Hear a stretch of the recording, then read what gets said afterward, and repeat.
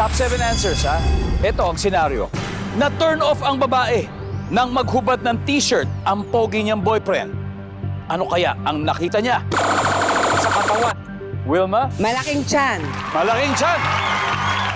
Nandiyan bang malaking tiyan o beer belly? Okay. Again, ha? Meron pa. Anong nakita niya sa katawan nito? Ha? Naghubad ng t-shirt yung boyfriend. Ano? May tato. May tattoo. Oh, may tattoo. Pwede kasi may mga babaeng ayaw Parang na ikaw, may madami tattoo kang tattoo. Yan, Oo. gusto nito nit yan. Oo. Nakaka-turn off pa yan, Vamos, Hindi, tato? ang ibig sabihin sa iba kasi ate, Okay. may mga ayaw Sige, nila sige. na may tato. Alright. Mga ganun din. Pero nakalagay sa tattoo. I love to. Oh, di ba? Nandyan ba ang tattoo? Meron. Pero mas mataas sa ating Wilma. Pass or play? Play! Alright, play. let's go. Let's go, Bebe Love. Yes, sir. Odit. Eto, yung babae na turn off nang maghubad ng t-shirt, yung pogi niyang boyfriend. Ano kaya nakita sa katawan nito?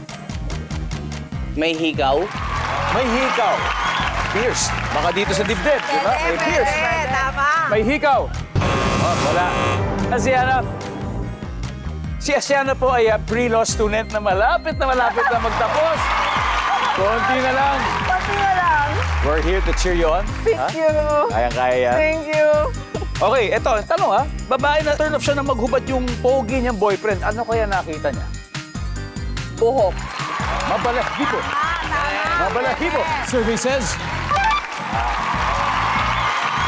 Emmy, na-turn off ang babae nang maghubad ng t-shirt ang pogi niyang boyfriend. Ano kaya nakita niya sa katawan nito? Emmy. Libag. Libag!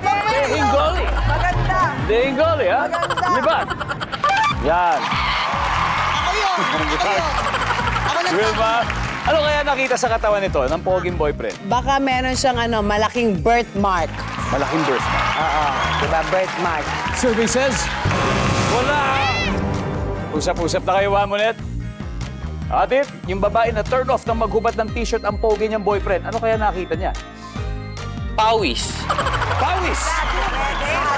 Pawisan. Natuyong pawis. Na maasin-asin na. Pawis! Walang pawis. Marlon, ano kaya? Ano kaya nakita niya?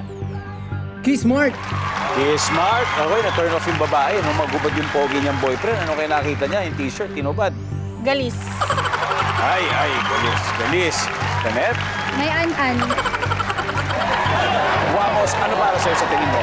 Ako para sa akin kasi, ano na mga issue ng mga babae yan eh. Kiss mark. Wala yan.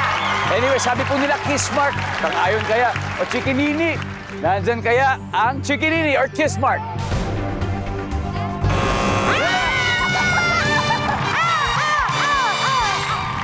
Alright, let's see yung top answer. Di pa natin nakuha. Number 1. Ano kaya number 1? Ayan.